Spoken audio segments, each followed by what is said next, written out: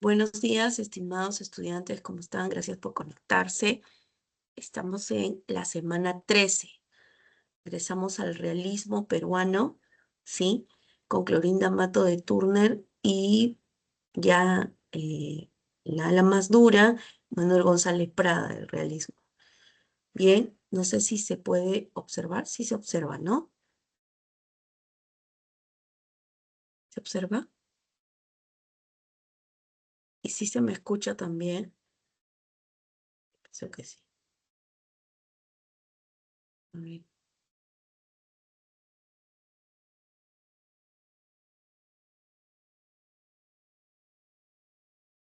No sé si ustedes están viendo.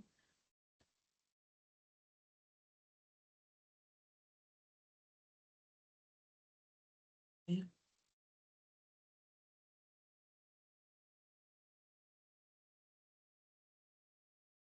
Sí lo ven entonces. Ya, muchísimas gracias, Sofía y Nilton. Gracias.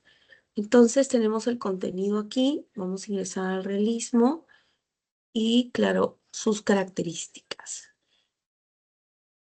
Bueno, sí, ya habíamos visto el realismo europeo, un realismo que detallaba una crisis en Europa, básicamente, eh, con un contenido, por ejemplo, el del realismo ruso, con un contenido de diferencias, penurias, carencias, y todo eso era detallado, acopiado por los escritores del realismo.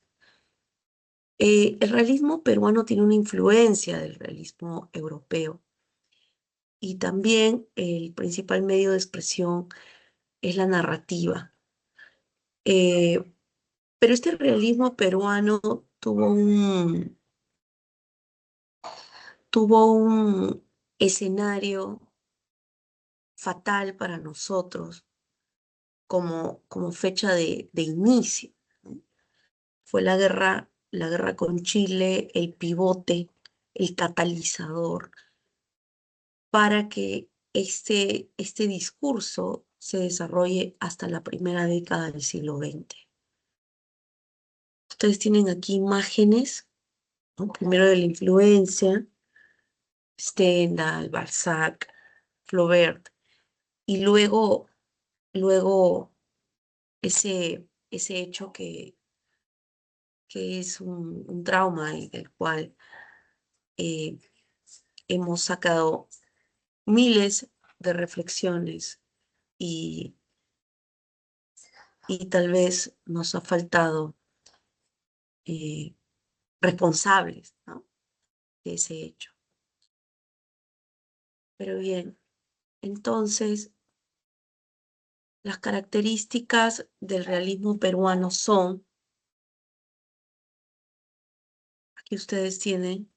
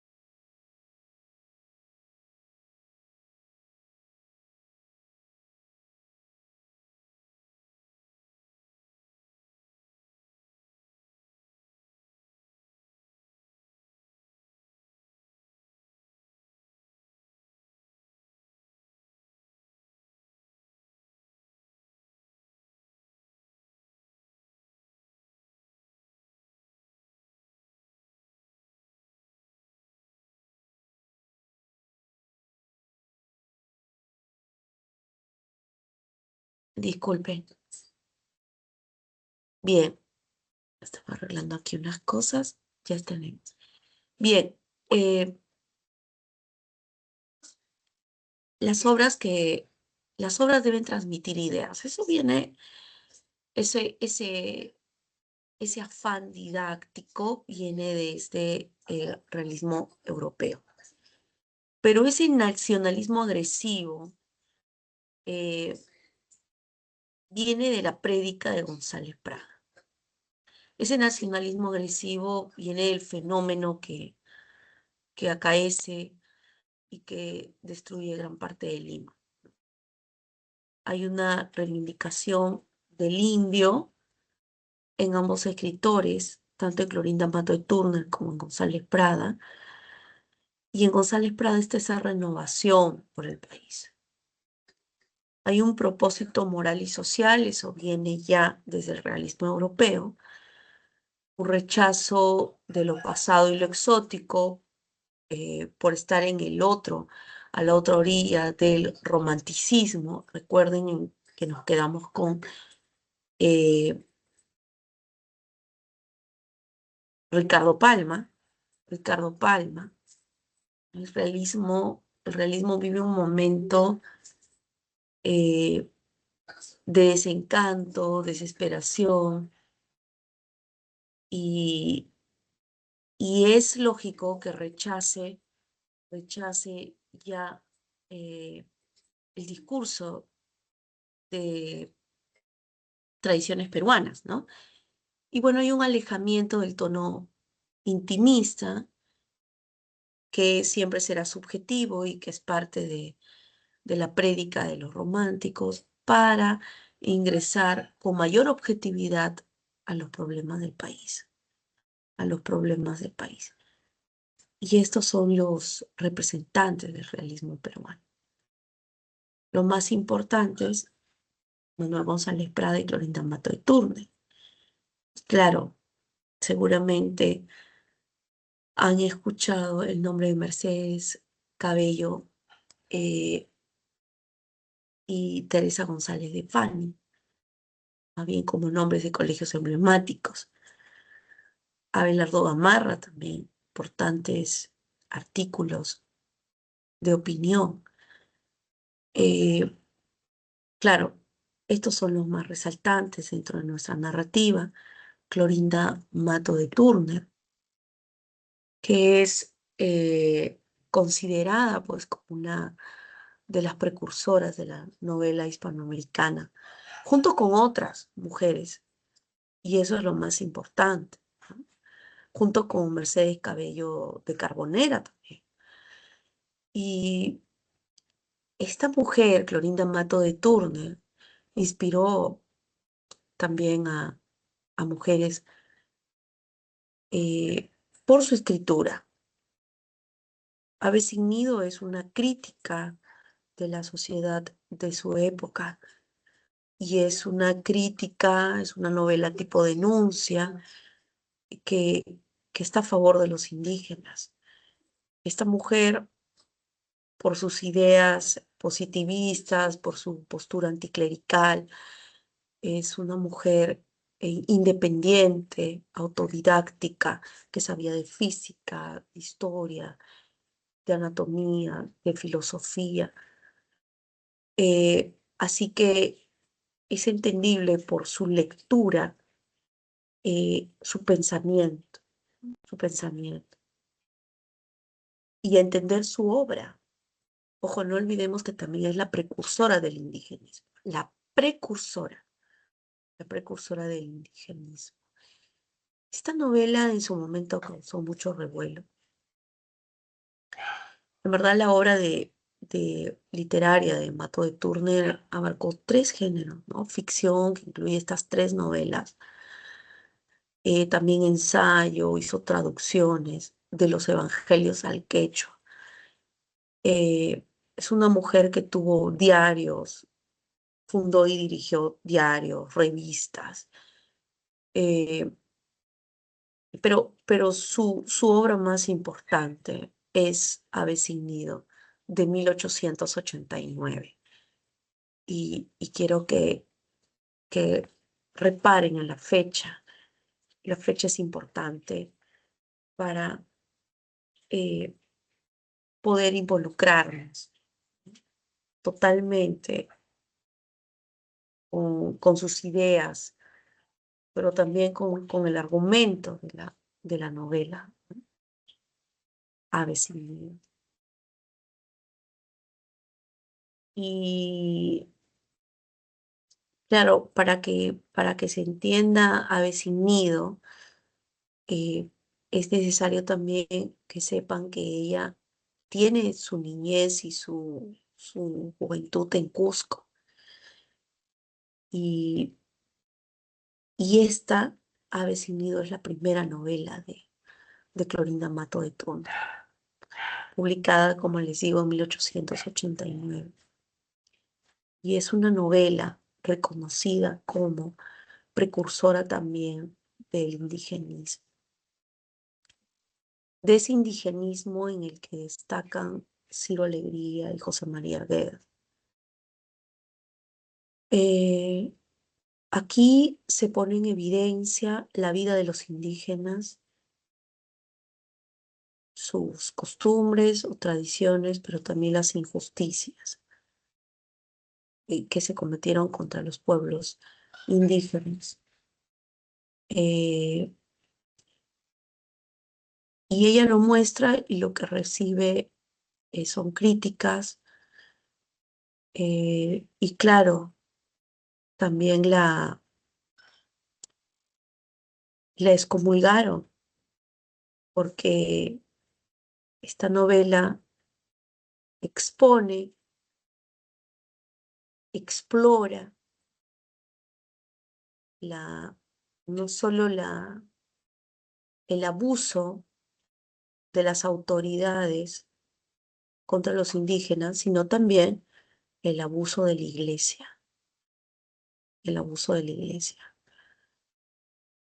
Eh, y esta novela expresa eso, ¿no? La tensión, la tensión. Y no se esperaba, no se esperaba una novela de este tipo, no se esperaba que una novelita pueda, pueda mostrar de modo tan claro, ¿no? El estado en que se encontraba la masa indígena, ¿no? Vamos a decir el estado social, frente al abuso primero de las autoridades del gobierno. Y bueno, para eso, bueno, también hay críticas que hacerle a Clorinda Mato de Turner y a González Prado. Pero yo les voy a ir eh, dando a conocer estas críticas. Bueno, ¿cuál es el argumento? Fernando Marín y, y su esposa Lucía, o sea, el matrimonio Marín, llegan a Quillac. Quillac es un lugar idílico, paraíso andino, pero ellos son criollos, llegan a Quillac y atestiguan, son testigos del abuso eh, que se da contra los indígenas por parte de las autoridades, que son llamadas los notables.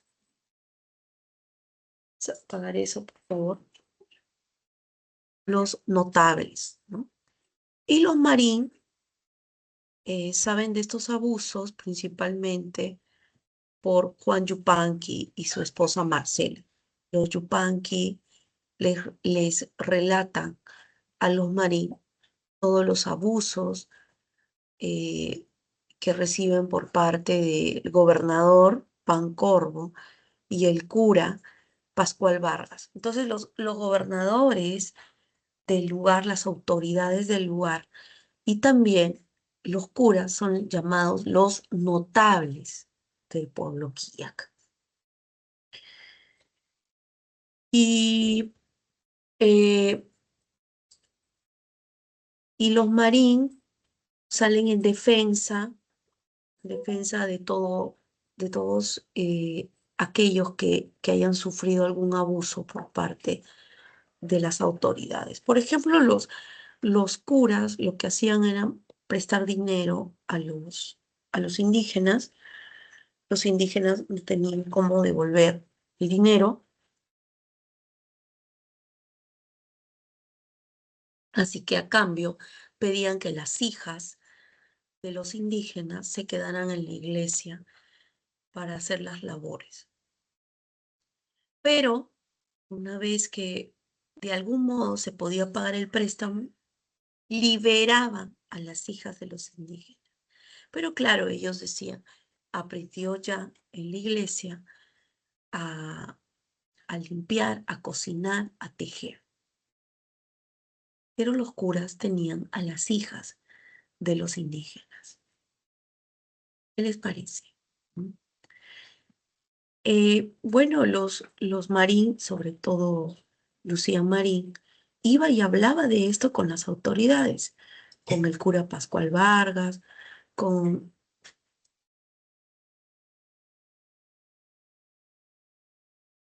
con Sebastián Pancorbo. Y esto para los gobernantes es incómodo. Incómodo que los Marín eh, tengan que, vamos a decir, meter sus narices en algo que hasta el momento no había incomodado a los indígenas. Entonces deciden los notables deshacerse de los Marín. Así que instigan al pueblo, a los mismos indígenas, los instigan, les dicen que los Marín son eh, socios de los ladrones de las iglesias y el pueblo no puede más. Así que atacan, instigado por los notables, la casa de los Marín y mueren los Yupanqui, Juan y Marcela Yupanqui. Eh, bueno, las hijas de los Yupanqui, Margarita y Rosalía, se quedan a cargo de los Marín logran escapar, se regresan a Lima porque entienden que el ataque ha sido en contra de ellos y se hallan en Lima con las hijas de los Yupanqui. Manuel, que es el hijastro de Sebastián Pancorbo, estaba enamorado de Margarita. Eh, Así que él decide ir a Lima para pedir la mano de Margarita. Manuel llega a Lima, a la casa de los Marín, en donde se encuentra Margarita, pero sobre todo los Marín, que son los que tienen la custodia de Margarita, y, y revela, un poco para deslindar con Sebastián Pancorbo, el gobernador, que Sebastián Pancorbo no es su padre, que su padre es un obispo, ¿no? El obispo anterior, Pedro Miranda y Claro, es mi padre. Y bueno, los Marín están asustados porque Marcela Yupanqui, antes de morir, les reveló a los Marín que Margarita era hija del obispo Pedro Miranda y Claro. Entonces, lo que más bien hace Manuel es descubrir la identidad de ambos. Manuel y Margarita son hermanos. Manuel y Margarita son hermanos. Son hijos de un cura. Esto en 1889, me imagino, fue un escándalo para la sociedad limeña, la vieja aristocracia, que se la pasaba dando golpes de pecho en la iglesia, ¿no? Bien, y es algo que yo creo que hasta ahora, muy Profesor, repetitivo, ¿sí? Dime. Una pregunta. Entonces, el obispo Pedro Miranda y Claro también era parte de los notables y entonces era el cura. El obispo es el cura, ¿no? ¿O No, es otra no, persona? no, no. No, fue un obispo anterior, Pedro Miranda y Claro. El cura es Pascual Vargas. Ah, ok. Ya, Sí, gracias. ya. Entonces lo que digo es esto. Miren la fuerza de esta novelita. ¿Quiénes son las aves sin nido?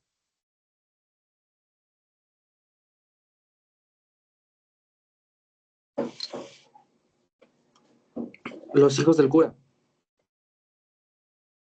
Las aves sin nido, porque es una metáfora, ¿no? Bueno, antes los títulos de las obras eran importantes. Nosotros ganábamos con los títulos, los grandes títulos. Estas aves, Margarita y Manuel, ¿sí? No tienen nido porque su origen fue construido en base a una mentira, ¿no? Por eso hablan del nido. Ellas son las aves sin nido, ¿no? Y miren ustedes, hijos de un cura. Mire, imagínense ese drama, imagínense esa novela. Díganme si después este mismo drama, este mismo tema no se ha llevado en toda Hispanoamérica, no solo en las novelas posteriores, sino también en las telenovelas. Claro, ustedes no son de pero quiero que vean la fuerza de esta novela. La fuerza, el cerebro de esta mujer.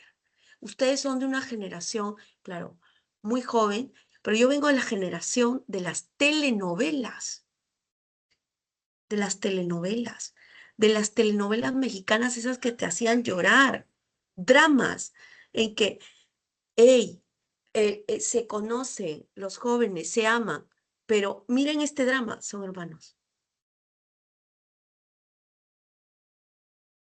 Imagínense ustedes cómo evidenciar el abuso de esta manera. Es una mujer muy inteligente, ¿no? En ningún momento se ha suavizado este abuso de poder y de cómo, qué hacían los hombres de la iglesia en los lugares más recónditos de nuestro país, en los Andes. Y cuando me interrumpió el compañerito, iba a contarles que esto era muy típico. Los mismos sujetos andinos sabían, él es hijo del cura. Y ese de allá también. Y es el de la vuelta, el joven también. Pero aquí viene lo lamentable. Ese cura todavía seguía oficiando misas, el padre de todos ellos. Tú le preguntabas al pueblo, oye, pero eso no está bien. ¿Y qué te dice la gente, los lugareños? Pero el cura es buena gente. ¿Ves? Es lo que sucede. Creíble. Entonces pasamos de Ricardo Palma a esto, de un hombre también con cualidades extremas, ¿no? En cuanto a la literatura. Y una mujer autodidacta que también asistía a los grupos de, de Ricardo Palma. Beba Padre, que le da la vida, es dedicado a Clorinda Mato de Turner, muy amiga de Ricardo Palma, muy amiga de Ricardo Palma. Lamentablemente, ella se tuvo que ir del país porque sufrió persecución, quemaron su imprenta, una imprenta en que solo trabajaban mujeres, y se tuvo que ir a Argentina, donde finalmente muere. ¿Cuáles son los temas? Bueno, ya lo dije, hay crítica al clero, ¿no? Es una novela denuncia, En verdad es un pretexto para denunciar lo que estaba sucediendo. Es un estado social de abuso continuo contra el indígena, pero esta vez no vienen los de afuera, sino que son las autoridades del gobierno, es la iglesia la que abusa del indio. Eh, Ahora, ¿qué pasa? ¿Cuál es el problema? ¿No? Porque, claro, se destapa, es como si esta novela destapara una olla de grillos, pero no ha pasado nada, ¿no? Porque los marín, dentro de esta novela, no pudieron hacer nada. ¿Y los indios pueden hacer algo? Pregunto, les pregunto a ustedes, ¿los indios en esta novela pueden hacer algo? Ya, los marín no pueden, los criollos no pueden, se van. ¿Y los indios pueden hacer algo? Mm, tampoco. No. Entonces uno dice, oye, pero Clorinda, ¿por qué no configuraste, no? A un, dentro de la novela, a los indios valientes, que puedan analizar su situación, rebeldes, ¿no? No lo pensaba así, ni ella, ni González Prada. ¿Por qué? Porque para ellos y para un grupo de poder dentro de la literatura, por ejemplo, ¿sí? Los criollos estaban llamados a hacer el cambio.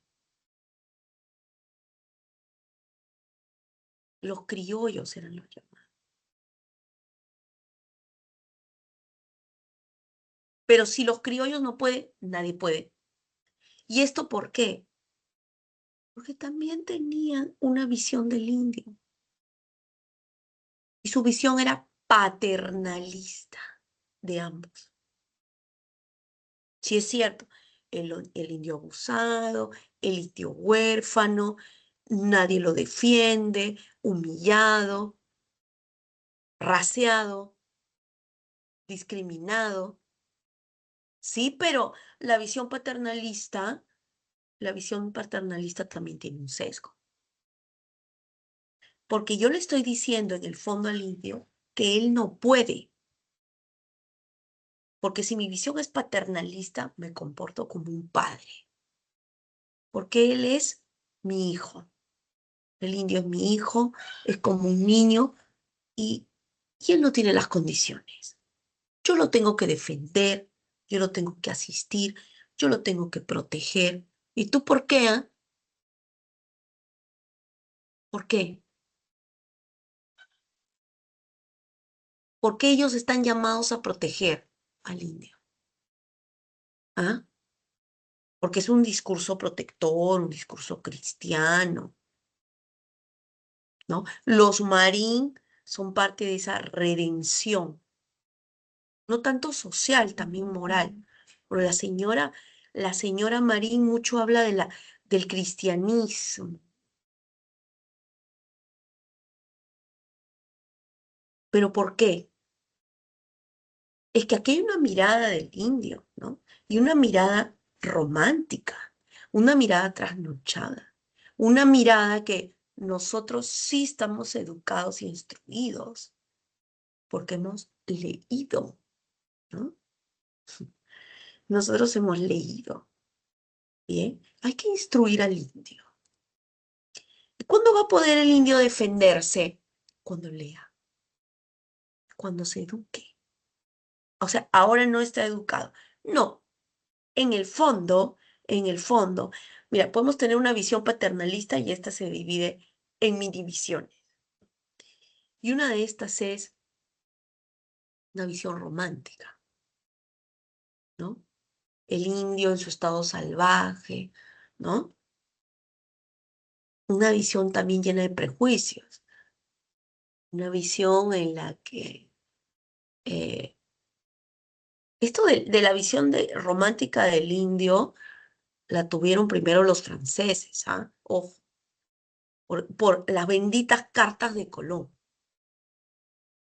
Colón escribiendo, ¿no? Enalteciendo sus hechos, porque tenía que escribirle cartas a su sponsor, los reyes, ¿no? Y claro, él tenía que ensalzarse él mismo, pero sus cartas luego fueron leídas. Entonces, la visión que tenían los europeos del indio, gracias primero a eso, de los aborígenes, ¿cómo son? Uy, les falta mucho, ¿no? En estado salvaje. ¿Y ahora? ¿Y ahora? ¿Qué les falta a los indios del Ande? ¿Qué les falta? Bueno, falta el discurso protector y cristiano de los criollos. Pero ojo, si los criollos no pueden, y es así como pensaban Manuel González Prada y Clorinda Mato de turno, si los criollos no pueden, nadie puede. ¿Lista? Esa es la visión paternalista. No estoy criticando, es una visión con prejuicios. El paternalismo y el asistencialismo, a la larga, son taras. Y son visiones, discursos que utilizan también los mandatarios en los gobiernos, pero que hacen mucho daño, mucho daño. Vamos a Manuel González Prada. Estoy de acuerdo, Manuel González Prada, una voz eh, acre, recia, dura, la única en su momento. Enemigo acérrimo de Ricardo Palma. Y estoy de acuerdo. Ya no es momento de recordar la colonia, fabular con la colonia y reírnos porque lo que ha pasado es que Chile ha destruido Lima, ha quemado la Biblioteca Nacional, se ha llevado libros, hizo lo que quiso con Lima. Entonces no es momento de las tradiciones peruanas, sino de una crítica social. Y esa crítica social, ese repensar el país, decir qué pasó, qué hicieron las autoridades. Eso viene de Manuel González Prada. Y hoy, ayer, no hemos tenido una voz como la de Manuel González Prada. Creo que es una de las voces más enérgicas en cuanto a pensamiento político, en cuanto a pensamiento nacionalista se trata.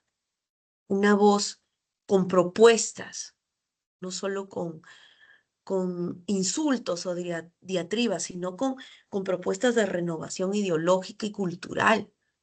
Por eso, los jóvenes a la obra, los viejos a la tumba. Pero no se trata de viejos, viejos que ustedes, todo por favor, todo véanlo como una metáfora. No se trata de viejos, estos abuelitos con bastón, a eso no se refiere, sino las ideas viejas.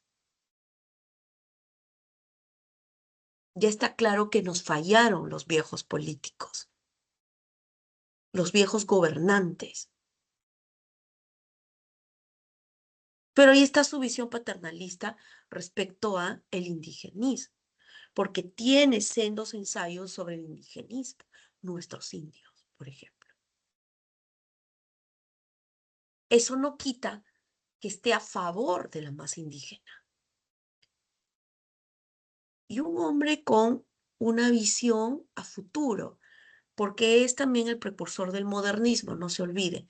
En poesía, toma métricas, moldes franceses.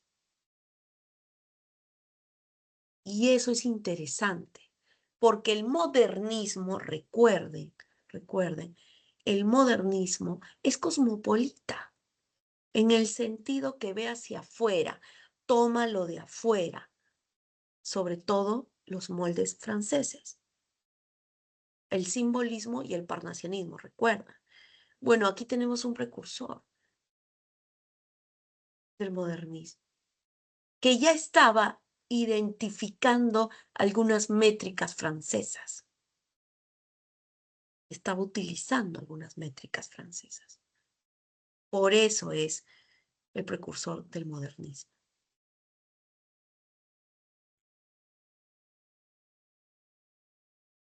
Uno de nuestros mejores ensayistas, pensadores.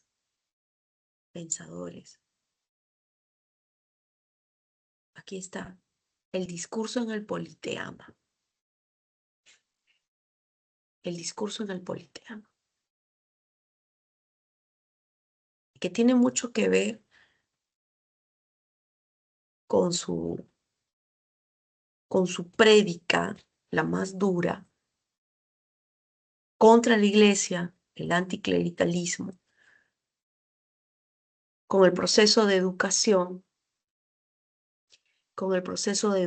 y su importancia, su relevancia para este nuevo pensamiento de la nación y claro, por supuesto, su integración del indio a esa sociedad, pero con ciertos parámetros, ¿no? Porque no olvidemos su mirada, su postura, esta visión paternalista y el rechazo, por supuesto, a la herencia colonial, su rechazo a España, sí. Muestra de ello es cómo se toman las métricas, no de España, sino de Europa. Cómo trabaja en poesía con estas métricas francesas y no españolas. Pero todos estos temas secundarios se integran en la renovación política y social del país. El discurso en el politeama es importante en la medida en que se estaba celebrando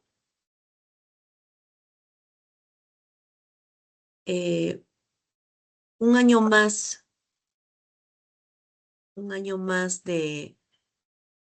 en ese momento, un año más de independencia del país. Y un dato curioso también para comentarles es que casi nunca González Prada leía sus discursos porque tenía una voz muy suave, muy tenue, y siempre sus discursos eran leídos por otros.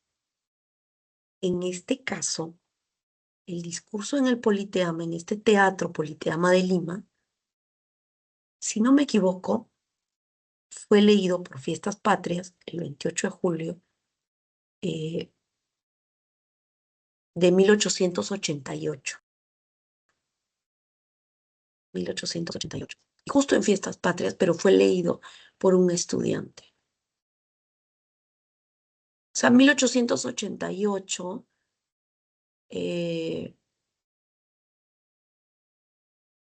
¿cuánto tiempo ha pasado de la invasión de Chile? 1888. 5 años. Porque estamos hablando de la invasión y la ocupación. No sé si en historia ya están por ahí, ¿no? La ocupación de, de parte de Chile, ¿no? Durante la Guerra del Pacífico. Y es aquí donde, en este discurso, eh, González Prada pide definitivamente el derrocamiento del sistema, vamos a decir, del establishment, de la élite en el Perú. Que desaparezcan todos. Es en este discurso. O sea, es un discurso más que renovador. ¿Por qué? Porque el gobierno ha sido incompetente, el ejército también ha sido incompetente, la intelectualidad limeña también ha sido eh, incompetente, y lo que hay que hacer es restaurar algo que eh, ha terminado con nuestro orgullo, ¿no? El hecho de que las tropas chilenas hayan ingresado, destruido nuestro orgullo, porque llevarse nuestros elementos culturales, destruir la ciudad, es destruir nuestro orgullo también. Por eso es que él asume un nacionalismo agresivo. Pero yo creo que es un nacionalismo peruano moderno. Dice, los viejos deben temblar ante los niños. Les digo que era un estudiante, un jovencito del Colegio Guadalupe, quien leyó el discurso de Manuel González Prada. Entonces, González Prada dice, los viejos deben temblar ante los niños, porque la generación que se levante es siempre acusadora y juez de la generación que desciende. ¿Era inminente la derrota del Perú ante Chile? Sí.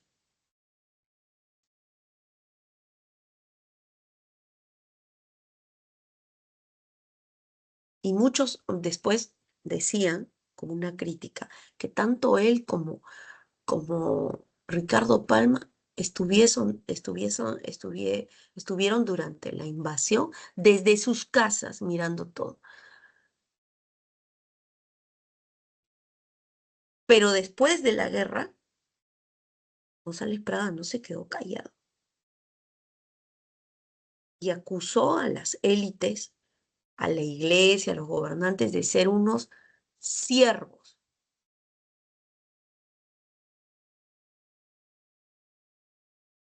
Y también, de ahí viene pues, ¿no? En el Perú donde pones el dedo, ¿no? Sale pus. Hay corrupción, corrupción. Y por eso se realiza este evento en el Politeama, ¿sí? Durante fiestas patria, con un objetivo, que a hoy les puede parecer un sueño a ustedes, ¿no? Porque este nacionalismo es tan moderno en el sentido de que no podemos compararlo con el chauvinismo o nacionalismo pintoresco que se genera por favor, durante las elecciones.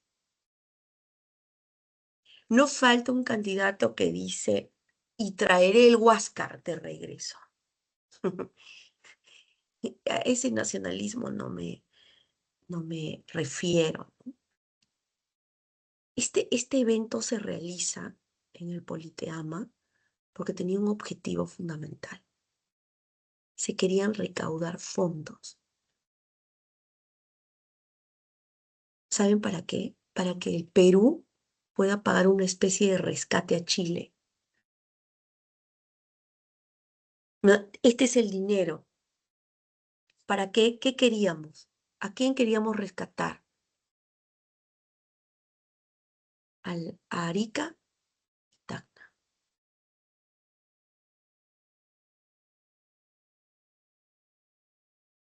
Imagínense. Imagínense ese sueño. Por eso es que González Prada utiliza, aquí dice, siempre expresiones vehementes, intensas, antagónicas, oro, hierro, amor, odio, ¿no? Antagónico. Yo diría, se utilizan imágenes, se utiliza el sarcasmo.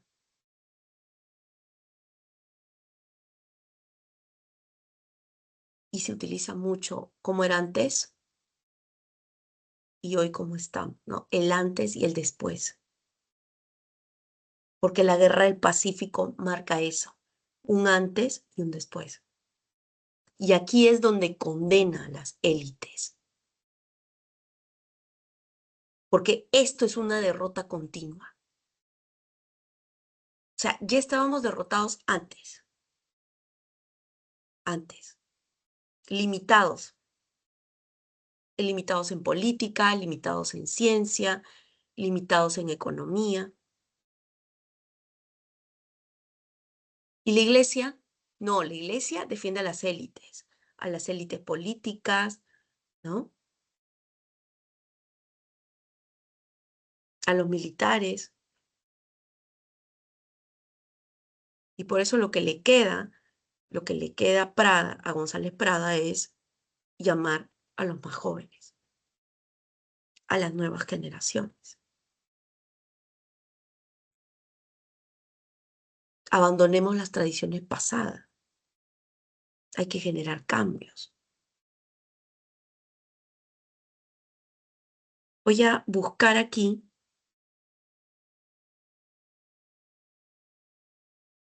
este discurso, parte,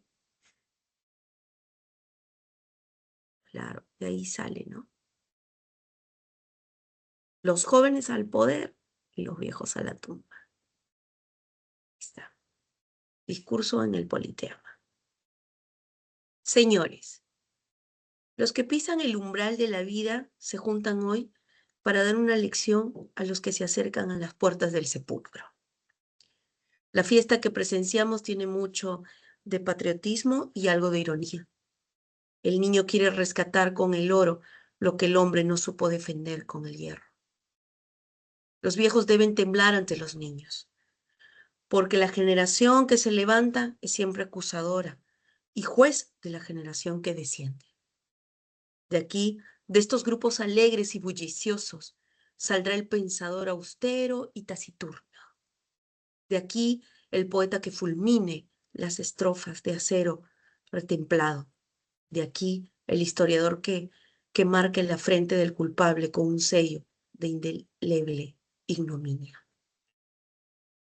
Niños, sed hombres, madrugad a la vida, porque ninguna generación recibió herencia más triste, porque ninguna tuvo deberes más sagrados que cumplir, errores más graves que remediar, ni venganzas más juntas que satisfacer. ¿Qué falta, no? ¿Qué falta hoy hace una voz como esta? Porque yo siento que siempre estamos recibiendo ese legado. Hoy la política es la más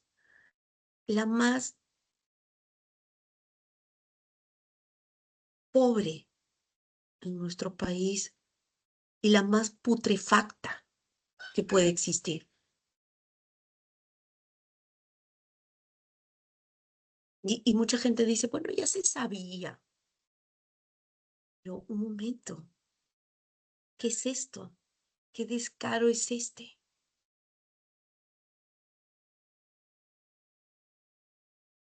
Desde los Rolex hasta la prostitución en el Congreso.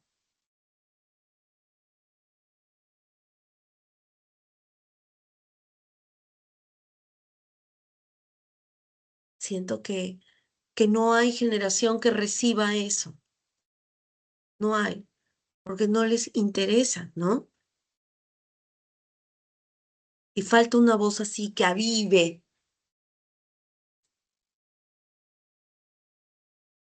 los ánimos. Dice, en la orgía de la época independiente vuestros antepasados bebieron el vino generoso. y dejaron las eses, siendo superiores a vuestros padres, tendréis derecho para escribir el bochornoso epitafio de una generación que se va, manchada con la guerra civil de medio siglo, con la quiebra fraudulenta y con la mutilación del territorio nacional. Es que son varios temas. Si en estos momentos fuera oportuno recordar venganzas y renovar dolores, no acusaríamos a unos ni disculparíamos a otros. ¿Quién puede arrojar la primera piedra? Todos somos culpables. La mano brutal de Chile despedazó nuestra carne y machacó nuestros huesos. Pero los verdaderos vencedores, las armas del enemigo, fueron nuestra ignorancia y nuestro espíritu de servidumbre. Hoy, ¿cuáles son nuestros enemigos? Sin especialistas, o más bien dicho, con aficionados que presumían de omniscientes, vivimos de ensayo en ensayo. Ensayos de aficionados en diplomacia, ensayos de aficionados en economía, eh, ensayos de aficionados en legislación y hasta ensayos en aficionados en tácticas y estrategias. El Perú fue cuerpo vivo, expuesto sobre el mármol de un anfiteatro para sufrir las amputaciones de cirujanos que tenían ojos con cataratas seniles y manos con temblores de paralítico. Todos han fallado. Y hoy se llevan las partes del Perú. Vimos al abogado dirigir la hacienda pública, al médico emprender obras de ingeniería. O sea, todos, ningún zapatero estaba en sus zapatos. Creíble. Creíble cómo se parece a lo que sucede hoy. Hace poco me desperté con una noticia. 6 detonaciones en un día en nuestro país. Detonaciones. ¿Y el ministro del Interior? ¿Qué hace? ¿Dónde está? ¿Qué hace? Recibe un sueldo el Estado para hacer las cosas. ¿Dónde está? ¿Mm? Esto me recuerda mucho, ¿se acuerdan? Felipe Pardo y Aliaga y al niño Goyito. Y les dije que era una metáfora, el niño Goyito, de que el Perú es el niño Goyito. No ha crecido el niño Goyito. No crece el niño Goyito.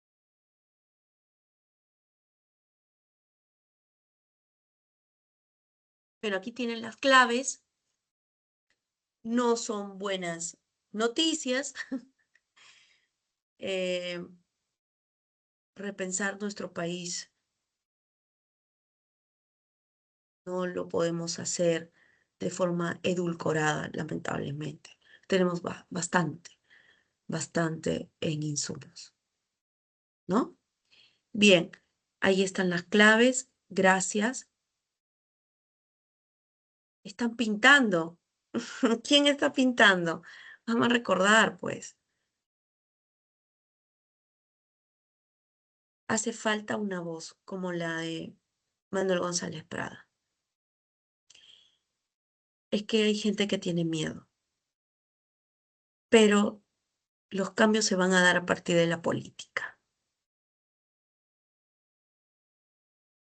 No con cuerpos pintados, no gritando en los pórticos, sino a partir de toda esa gente que está metida en el Congreso. Cambios políticos. Me retiro, namaste, muchas gracias y ya no se estresen con la política en nuestro país. Finalmente nosotros pusimos a toda esa gente en el Congreso. lamentablemente. Y así sucede cada 5 años. Pero ustedes van a cambiar el destino del país, ustedes. Por eso les tengo la fe, ¿no? La fe es lo más lindo de este mundo. Nos vemos, cuídense, no se estresen. Voy, chao.